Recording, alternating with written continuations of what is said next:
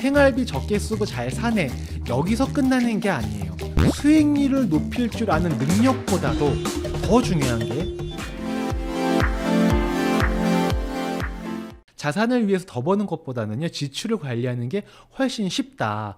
저는 이것을 굉장히 뼈저리게 느끼고 사는 사람입니다. 우리가 자산을 늘리기 위해서 더 벌려고 회사에서 사장님한테, 사장님 저 자산을 키우고 부자가 되기로 결심했습니다, 월급 올려주세요. 그러면 사장님이 그래 열심히 일해 김군, 이러고 그냥 돌아서 가시지. 아 그래 네가 부자가 되기로 결심을 했구나, 그러면 월급 올려줄게. 사실상 이런 일들이 현실에서 별로 일어나는 일은 아니지 않습니까? 근데 자산을 늘리는 것은 소득을 늘리는 것뿐만 아니라 지출을 효과적으로 줄이는 것도 분명한 방법이 되는 거거든요. 그럼 나는 지출을 관리하기 위해서 얼마나 많은 노력을 하고 있는가, 그리고 그렇게 지출을 줄여서 생활하는 것에 적응을 하지 않습니까? 그럼 이게 엄청난 일을 만들어내는데요, 적은 돈으로도 만족하고 살 수 있게 된다는 거예요. 자, 이 얘기가 어떻게 파생되는 거냐면, 우리가 투자를 할 때 투자 수익률이 막 20%, 30%가 돼도 만족하지 못하시는 분들이 있습니다.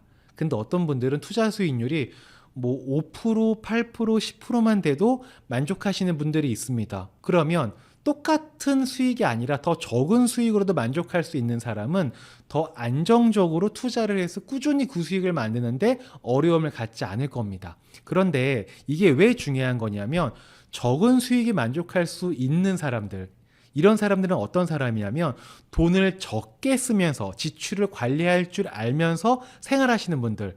그러니까 한 달에 100만 원 써야 만족하시는 분이 있고요, 한 달에 한 50만 원만 써도 행복하게 잘 사시는 분이 있습니다. 그러면 100만 원 써서 만족하는 사람 1번, 50만 원 써서 만족할 줄 아는 사람 2번 이라고 있으면, 돈으로부터 더 자유로운 사람은 누구일 것이냐? 1번이 아니라 당연히 2번이겠죠. 그럼 2번인 이런 분들은 투자에서도 욕심을 내지 않을 수 있고요, 적정한 수익을 꾸준히 만들어가는 걸 이어나갈 수 있고요, 결과적으로는 경제적으로 안정적인 자유를 맞이할 수 있다라는 얘기가 됩니다. 그렇기 때문에 적은 돈에 맞춰서 살 줄 아는 능력이라는 거는 어마어마한 겁니다. 단순히 용돈 적게 쓰고 잘 사네, 생활비 적게 쓰고 잘 사네, 여기서 끝나는 게 아니에요. 이게 돈을 많이 쓰시는 분들은 돈을 많이 썼으니까 내가 모은 게 얼마 없지 않겠습니까? 그럼 모은 건 얼마 없는데 나중에 쓰고 싶은 돈은 많을 거 아니에요. 그러면 결국은 적은 돈으로 큰 돈을 만들어야 되니까 어떻게 해야 돼요? 수익률을 빵빵 키워야 되는 거예요. 그러다 보면 어떤 투자를 합니까? 위험한 투자를 할 수밖에 없습니다. 근데 위험한 투자를 늘 성공할 수 있나요, 여러분? 그렇게 되면 저도 위험한 투자 하겠습니다. 근데 위험한 건 괜히 위험한 게 아니죠. 언젠가는 무너지는 날이 올 수도 있다라는 거, 되게 외줄타기를 하는 분 같은 그런 삶을 살게 된다라는 거죠. 근데 반대로 적은 돈에 만족할 줄 알고 생활할 수 있는 능력이 있으신 분들은 일단 적은 돈을 쓰니까 많은 돈이 남아있겠죠. 나중엔 적은 돈만 있어도 잘 생활할 수가 있는 거예요. 그러면 많은 돈을 가지고 적은 돈만 만들어내면 되니까 수익률이 높지 않아도 되는 거죠. 그러면 위험한 투자를 하지 않아도 되는 거죠. 안전한 투자를 하니까 계속해서 성공할 수 있는 확률이 매우 매우 높죠. 안전한 투자로 계속 성공하고 있으니까 이분의 마음도 매우 여유롭겠죠. 이렇게 마음이 여유로우니까 주변 분들과 관계도 되게 좋습니다. 저는 이런 얘기를 좀 늘 하고 싶었었거든요. 수익률을 높일 줄 아는 능력보다도 더 중요한 게 적은 돈으로 만족할 줄 아는 능력. 이 능력은 어마어마한 능력입니다. 자, 읽어보겠습니다. 누구나 기초적인 것은 필요하다. 그것들이 충족되고 나면 또 다른 수준의 안락하고 기초적인 것들을 원하게 된다. 그리고 그 지점을 지나면 또다시 안락하고 즐겁고 눈이 번쩍 뜨이는 기초적인 것들이 있다. 그러나 어느 정도 선을 넘어서서 소비를 하는 것은 대개는 자존심의 반영이며 내가 돈이 있다고 혹은 돈이 있었다고 사람들에게 보여주려는 행위이다. 저축을 당신의 자존심과 소득의 격차라고 정의해보자. 그러면 꽤 높은 소득을 가진 사람들이 왜 그처럼 저축을 적게 하는지 알 수 있다. 이는 나의 공작 깃털을 끝까지 늘려서 역시 나같이 똑같이 하고 있는 사람들과 보조를 맞추고 싶은 본능과 매일매일 투쟁하는 것과 같다. 재무 상태를 성공적으로 유지하는 사람들은 남들이 나에 대해 어떻게 생각하는지 눈꼽만큼도 신경 쓰지 않는 경우가 많다. 자, 이게 이 내용입니다. 자, 보십시오. 그러니까 내 친구가 무슨 시계를 샀어. 어이구, 나도 그 정도는 사야지. 이런 거죠. 내 친구가 그랜저를 샀어. 나도 그 정도는 사야지. 이렇게 되는 거예요. 항상 소비를 할 때는 누구나 그 기준이라는 게 있거든요. 소비의 기준. 근데 그 소비의 기준이 보통은 자신의 소득의 기준을 맞춰놓는 경우도 있고요. 그리고 내 주변 사람들과의 기준을 맞추는 경우도 있습니다. 그러니까 나 정도 버는 사람들은 다들 이 정도 차는 타는 거 아니야? 나 정도 버는 사람들은 이 정도 넥타이, 이 정도 시계는 차는 거 아니야? 라는 기준이 있는 사람이 있어요. 그런데 어떤 사람들은 남과 비교하는 게 아니라 나는 그냥 60만 원짜리 시계가 아니라 3만 원짜리 시계도 좋아. 이건 저만의 기준인 거죠. 근데 그게 남과 비교하는 기준을 갖게 되는 순간 그 사람은 절대로 부자가 될 수가 없는 거죠. 자, 여기서 제가 또 하나 하고 싶은 얘기가 부자인데 티가 안 나는 거예요. 제가 옛날에 진짜 큰 부자를 만났었던 경험이 있어 놀랬던 적이 있었는데 예전에 제가 강남역에 사무실에 있을 때였습니다. 근데 이제 어떤 노 신사 분께서 오셨어요. 약간 이제 허름한 옷에 허름한 모자 중절모를 쓰시고 어르신이 오신 거예요. 나이가 되게 많으셨습니다. 이미 한 70대 정도가 되셨던 어르신이었어요. 근데 얘기를 하다 보니까 이분이 재산이 어느 정도였냐면요. 자, 놀라지 마십시오, 여러분. 대출이 하나도 없이 빌딩이 있었는데 그 빌딩이 서울에 있었고요. 종로 3가에 4개의 빌딩 갖고 계신 부자셨어요. 근데 그분이 저 만나러 오실 때 종로에서 전철 타고 오셨습니다. 그래서 제가 그분한테 어르신 정도 재산도 있고 축적해 놓으셨으면은 그냥 뭐 기사도 좀 쓰시고 이렇게 편하게 오실 수 있을 텐데 뭐 굳이 이렇게 전철을 타고 오셨습니까? 라고 여쭤봤어요. 그랬더니 그분이 하신 말씀이 뭐였냐면 나는 나이가 많아서 전철이 공짜야. 그냥 이 한마디였어요. 내가 필요로 한 거는 종로에서 강남으로 오는 교통수단인데 이걸 공짜로 해주는데 굳이 다른 걸 내가 쓸 이유가 없지 않나? 이러시는 거예요. 근데 보통 이런 얘기를 하면요. 보통 많은 분들이 뭐라고 얘기를 하시냐면 부자니까 그렇게 하는 거지. 나도 부자면 그렇게 살 수 있어. 겉으로 티 안 내고 소박하게 살 수 있어. 나도 부자면. 근데 저는 이게 그렇게 생각하면 안 돼. 저는 이런 것 같아요. 부자기 때문에 그렇게 행동하느냐? 아니면 그렇게 행동을 했기 때문에 부자가 됐느냐? 저는 그렇게 했기 때문에 부자가 됐다고 생각을 하거든요. 그분도 처음부터 부자는 아니셨을 거잖아요. 그분이 어떻게 부자가 되셨는지도 제가 스토리를 들었는데 정말 무일푼 초가상간에서 사시던 분이셨는데 이제 종로의 건물 4채를 소유하게 되셨던 분의 사례였는데 나중에 이것도 또 되게 에피소드가 재밌거든요. 이건 나중에 또 한번 기회가 되면 이야기를 나누는 시간을 가져보도록 하겠습니다. 그래서 소비는 심리에서 만들어진다. 나의 심리를 잘 다스려야 된다. 자존심을 낮추고 자존감을 높이는 게 소비를 조절하는 데 있어서 굉장히 도움이 된다라는 말씀을 좀 드리고 싶었습니다. 자, 이거는 뭐냐면 딱 한 줄이 써 있습니다. 대가를 피하려고 하는 투자자는 결국 대가를 2배로 치른다는 점이다. 제가 그래서 현실에 맞게 제 포스트잇에 메모해 놓은 건데요. 이제 어떤 우리가 투자를 할 때 사고 파는 행위 있잖아요. 사고 파는 행위로 대가를 피하려고 하다가 더 큰 대가를 지불한다. 저는 요 얘기를 좀 나누고 싶었습니다. 투자는 상식이 통하지 않는 것 같아요. 세상의 모든 일은요, 여러분. 시간 투자를 많이 하고 열심히 하고 성실히 하고 노력하게 되면은 그 일은 대부분 잘 될 겁니다. 그래서 우리가 아이들한테 가르칠 때도 성실해야 된다, 열심히 해야 된다, 노력해야 된다, 집중해야 된다 이런 얘기를 많이 하잖아요. 근데 투자는 재밌는 게 우리가 열심히 한다고 성실해야 한다고 집중한다고 노력한다고 해서 투자의 성과가 좋은 게 아닌 것 같아요. 투자는 이런 상식이 통하는 곳이 아니에요. 투자라는 것은 그냥 좋은 자산을 선택해서요, 그냥 매수해 놓고 그냥 아무것도 안 하는 게 오히려 더 좋은 결과를 만드는 경우가 굉장히 많이 있는 것 같습니다. 이게 금융 투자이건 부동산 투자이건 자본주의 사회에서 우상향하는 자산을 매수해 놨다라는 전제하에는 똑같은 것 같아요. 제가 이제 상담할 때 저희 센터 오시는 분들 이런저런 얘기를 나누잖아요. 근데 투자를 처음 하려고 오시는 분도 계시지만 많이 하셨던 분이 오시는 경우도 꽤 많이 있으시거든요. 근데 많이 하셨었는데 잘 안 되셨으니까 저를 찾아오지 않았겠습니까? 근데 그분들의 공통점이 뭐였냐면요. 사고팔고를 좀 자주 하신 분들이었어요. 근데 재밌는 건 뭐냐면 그분들도 처음부터 사고팔고 하면서 돈을 벌려고 했던 분들이 아니었어요. 예, 장기 투자하려고 했었고 흔히 말하는 그냥 올바른 자산을 매수해 놓고 오랫동안 묻어놔야지 그 시간이 지남에 따라서 성과를 얻을 수 있는 그런 투자를 해야지라는 마음으로 다들 시작을 하였습니다. 근데 하다 보면 이게 주가가 막 떨어지잖아요.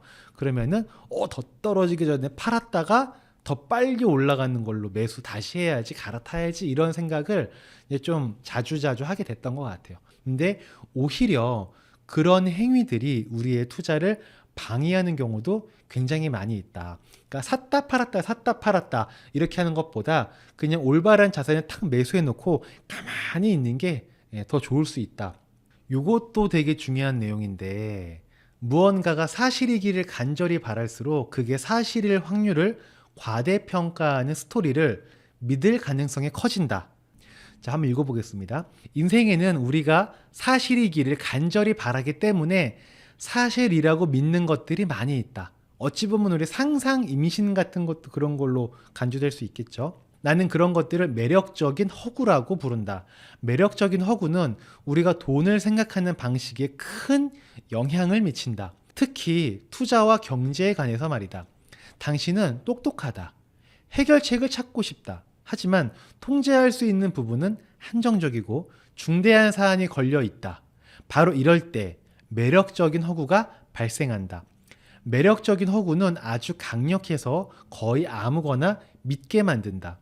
알리 하자지라는 사람의 아들이 아팠다. 그 사람들이 모여 사는 그의 동네 어른들이 민간요법을 하나 제안을 했는데 아들의 가슴에 불타는 꼬챙이를 밀어 넣어서 병을 몸 밖으로 빠져나오게 하자는 것이다. 말도 안 되는 민간요법을 써보자고 얘기를 했다는 거예요. 근데 그 아빠는 그 방법을 썼습니다. 말도 안 되는 건데 쓴 거예요. 왜 썼냐고 보니까 돈은 없고 아들이 아프면 뭐라도 하게 되죠. 라는 얘기를 하는 거예요. 미친 것처럼 보인다. 하지만 간절히 필요한데 좋은 해결책이 보이지 않거나 이용할 수 없는 형편이라면 저항이 가장 적은 길을 하자지의 추론을 따르는 것이다. 아무 거라도 믿어보는 것. 이게 되게 무서운 거죠. 아무 거라도 믿어보는 것. 그저 아무거나 시도하는 게 아니라 믿는 것이다. 사람들은 이전의 그 어느 때보다 예언과 점성술적 주술, 어리석은 미신에 중독됐다. 달력을 보고 소스라치게 놀랐다. 주택의 기둥과 거리 모퉁이에 자신에게 치료책이 있다고 자신을 찾아오라는 의사나 무식한 자들의 광고 전단지가 덕지덕지 붙어 있었다. 그런 전단은 보통 다음과 같은 문구로 시작했다. 틀림없는 역병 예방약, 감염을 막아주는 확실한 보존제, 공기 오염을 막아주는 특효 약물. 이런 말도 안 되는 광고가 언제 붙었던 거냐면 1722년에 런던에 대역병이 일어났었대요. 그러니까 지금과 같은 코로나 같은 거였겠죠. 근데 그런 게 있을 리 없었죠. 그때 당시에. 그리고 지금도 마찬가지로 그런 게 없죠. 근데 사람들은 그게 간절해지면은 아닌 걸 알면서도 믿고 싶어진다라는 거죠. 이게 얼마나 무서운 얘기인지 제가 조금 후에 뒤에서 제 사례를 말씀드리겠습니다. 많은 사람들이 그냥 내가 사실이길 바라는 것이 명백한 사실이라고 믿어버린다는 거예요. 투자라는 것은 매일 극단적 보상의 기회가 주어지는 몇 안 되는 분야 중 하나다. 사람들은 돌파리의 날씨 예보관은 믿지 않지만 돌파리 금융가는 믿는다. 준비된 자만이 매력적인 허구에 속지 않는다 라는 말씀 드리고 싶은데요. 여기서 이 부분을 보면 저는 실제로 이런 사례가 있었거든요. 예전에 저를 만나러 오셨던 어떤 고객분이 계셨습니다. 근데 그분은 70대 중반이신 할머님이셨어요. 그리고 아드님은 40 중반이었고요. 그러니까 부족하게 사셨던 분이 아니었습니다. 근데 잘 살았던 분이었는데 저한테 오셔서 무슨 말씀을 하신 거냐면 이자가 매달 나오게 하는 상품이 있다고 들었습니다. 저도 그것 좀 하게 해주세요 라고 말씀을 하시는 거예요. 그래서 제가 네 알겠습니다 그랬더니 그분께서 하시는 말씀, 그때 당시에 그분이 3천만 원의 현금이 있었던 거예요. 그리고 3천만 원의 현금이 있었고 이분은 보증금 1천만 원에 월세 50만 원짜리 반지하 집에 살고 계셨습니다. 그러니까 3천만 원에서 50만 원씩 매달 빠져나가고 있는 상태인 거예요. 그리고 연금도 준비 안 돼 있고 아무것도 준비가 안 돼 있습니다. 그러니까 얼마나 불안하시겠습니까? 그리고 자식도 당신께 용돈을 드리거나 생활비를 보태줄 형편이 아닌 거예요. 그러니까 이 어르신께서는 너무나 힘든 거죠. 그러니까 이 3천만 원을 가지고 어떻게든 투자를 해서 생활비를 보충을 하셔야 되는 거예요. 근데 이분이 왜 저한테 오셨었나 보니까 제가 이제 항상 유튜브에서 얘기할 때 연에 보통 한 8에서 10%를 수익을 만드는 걸 목표로 합니다 라는 얘기를 제가 종종 하잖아요. 그러니까 이분은 이 10%가 연 10%가 아니라 월 10%로 착각을 하신 거예요. 그러니까 3천만 원에 월 10%면 300만 원이지 않습니까? 그러니까 이분께서는 300만 원이면 나 살 수 있는데 눈이 번쩍 뜨신 거예요. 그래서 그냥 저한테 빨리 계좌번호 부르라고. 3천만 원 입금할 테니까 나 3천만 원 넣을 테니까 300만 원 매월 받게 해달라고 계속 그러시는 거예요. 그래서 제가 어르신 그런 건 세상에 없습니다. 그리고 그런 게 있다고 얘기하는 건 사기입니다. 그런 거 하시면 안 됩니다. 그랬더니 계속 그거 자기 하고 싶다고, 왜 자기 안 껴주냐고, 그거 나도 하고 싶다고 하면서 그러니까 대화가 안 통할 정도가 되는 거예요. 근데 우리가 조금만 상식해 보면 한 달에 10%면 연간 120%거든요. 연간 120%짜리 금융상품 세상에 있을 리가 없잖아요. 그분도 합리적인 의사결정을 하시는 분이라면 그런 게 없다는 거 알겠죠. 아시겠죠. 근데 당신께서 너무 간절하니까 이게 아닌 거 알면서도 이게 사실이었으면 좋겠다 라고 해서 방문을 하신 거예요. 그래서 제가 충분히 이야기를 나누고 세상에 그런 거 없다라는 걸 좀 돌려서 말씀드리고 충분히 인지를 시켜드리고 이제 돌아가시는 그 뒷모습이 정말 눈물 나더라고요. 저도 어떻게 해드릴 수 있는 게 아무것도 없지 않습니까? 저도 너무나 무기력했었고 저도 무기력함을 느꼈는데 그분께서는 얼마나 힘드시겠습니까? 그러니까 그런 상황에 놓이게 되면 이건 사실이 아니야. 이런 건 있을 수 없어. 근데 이런 게 있으면 좋겠다. 있지 않을까? 그래, 있을 거야. 저 사람이 그게 된다고 하잖아. 이렇게 해서 뭘 당하는 거예요? 사기를 당하는 거죠. 뭐 금융 다단계나 뭐 이런 것들 있잖아요. 피라미드 이런 거 다 그런 식의 심리인 거죠. 그래서 이런 사기를 당하시는 분들을 뵈면은 뭔가 또 간절하신 분들, 좀 상황이 어려우신 분들이 오히려 더 그런 상황 사기를 많이 당하는 것 같아요. 그래서 우리가 준비가 되어 있지 않으면 매력적인 허구에 속을 수 있다. 그러니 잘 준비하는 게 돈 관리를 진짜 똑부러지게 잘 해야 된다. 자, 마지막입니다. 제가 가장 중요하게 생각하는 부분이라고도 생각되는 것 같아요. 이 부분입니다. 이거 한번 같이 한번 읽어보겠습니다. 진정한 성공은 나를 사랑해줬으면 하는 사람들이 나를 사랑하는 것이다. 그리고 그 사랑을 얻는 데 압도적으로 큰 영향을 주는 것은 자산의 수준이 아니라 내가 사람들을 어떻게 대하느냐이다. 내가 줄 수 있는 가장 중요한 금융 조언은 대부분의 사람이 진심으로 원하는 것은 돈이 가져다 주지 않는다는 사실이다. 아마 여러분들 다 아는 내용이실 겁니다.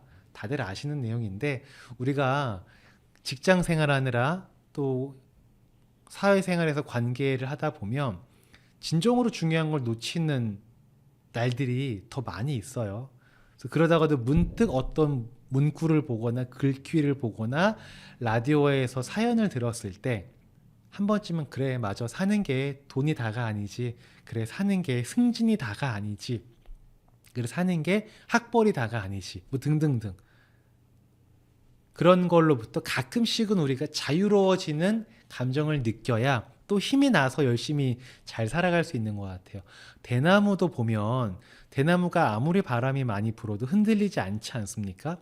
대나무는 다른 나무와는 달리 이 나무에 이 마디가 이렇게 있는 거죠. 그 쉬어가는 마디가 있다는 거죠. 그래서 오늘 제가 드렸던 재테크적인 관점은 아닌, 그러나 행복한 부자가 되는 관점에서는 굉장히 중요할 수 있는 이 내용들이 우리가 하루하루 살아가는 데 있어서 이 대나무의 마디 같은 소중한 역할이 됐으면 좋겠다라는 마음으로 준비를 한번 해봤고요.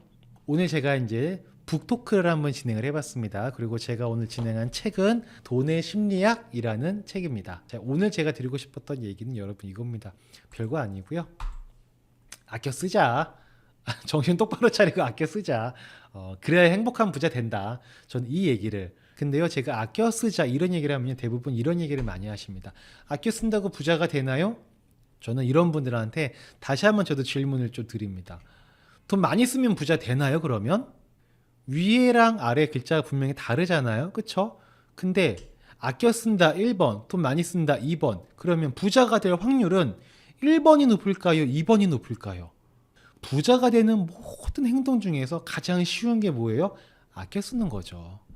아껴 쓰는 거는 이거는 기술이 필요한 게 아니고 노력이 필요한 거지 않습니까? 근데 기술은 몰라서 못한다고 할 수 있어요. 근데 노력은 안 하는 거지 못하는 게 아니에요. 근데 왜 안 하는 거냐? 하고 싶지 않은 것 뿐이에요. 이유가 없어요. 그냥 싫은 거야. 아껴 쓰기 싫은 거예요. 아껴 쓰려면은 비싼 시계도 못 차고 여행도 못 가고 맛있는 것도 못 먹고 이쁜 옷도 못 입는 게 싫으니까 그냥 쓰는 거예요. 근데 그걸 참아야 부자가 될 수 있는 물꼬가 트인다라는 거죠. 근데 그것조차 안 하면서 부자가 되겠다? 그건 저는 어불성설이다.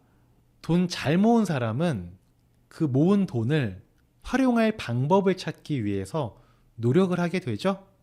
근데 돈을 잘 모으지 못한 분들은 신세한탄을 하는 경우들이 되게 많이 있습니다. 저도 상담을 하다 보면 이런 말씀들 되게 많이 하세요. 돈이 없을 때는 그냥 아무 생각이 없는 거예요. 경제적 자유니 부자니 뭐 이자 소득이니 말들은 들었는데 내 얘기가 아닌 거예요. 근데 내가 어느 정도 모아놓고 나니까 오씨 나도 이걸로 뭐 할 수 있지 않을까? 그래서 막 알아보다가 이제 저를 만나러 오시는 분들이 되게 많으셨었거든요. 그러니까 돈을 모아 놓으면 대부분은 그 돈을 날리려고 생각하는 사람이 없어요. 그 돈을 어떻게든 잘 활용하려고 노력하게 되거든요. 근데 돈을 모았다는 얘기는 뭐냐면 아껴 썼다는 거죠. 그래서 아껴 쓴 사람만이 돈을 모으게 되고 돈을 모은 사람만이 그 돈을 활용할 방법을 찾기 위한 시간을 갖게 되고 그런 시간이 모이고 모여서 조금씩 경제적으로 나아지는 것이다. 근데 아까처럼 이렇게 아껴 쓴다고 부자 되나요? 라고 약간은 날카로운 질문을 하시는 분들께서는 신세한탄을 하는 경우들이 많죠. 나의 미래가 어떤 사람이 될지는 우리가 결정하는 거잖아요. 그러면 돈을 모으는 사람 될 것이냐 신세한탄을 하는 사람 될 것이냐 이건 개인의 선택인 거죠.